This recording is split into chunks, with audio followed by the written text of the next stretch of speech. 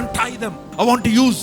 I don't know what you're being tied up with. నువ్వు దేని చేత కట్టబడ్డావు నాకు తెలియదు. It can be unforgiveness. It can be some mental, oppression or depression or some ఏదైనా ఒక emotional hurts లో నుంచి వెళ్ళావేమో, ఏదైనా ఒక ప్రతికూల పరిస్థితుల్లో నువ్వు గాయమును పొంది ఉన్నావేమో. God wants to untie you today.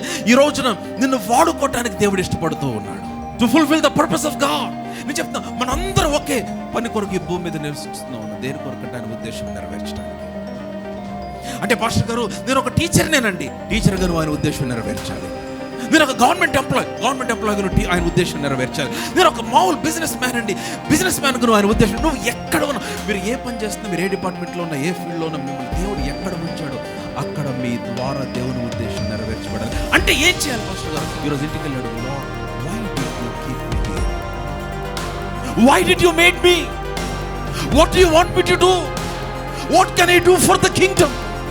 Don't worry about the need that is before. దానికి తగిన సమకూర్పు దేవుడు సిద్ధపరచవచ్చు. నువ్వు చేయాల్సింది ఒకటే, cut your friendship with fear. భయంతో నీ స్నేహాన్ని తెచ్చేసుకో. భయం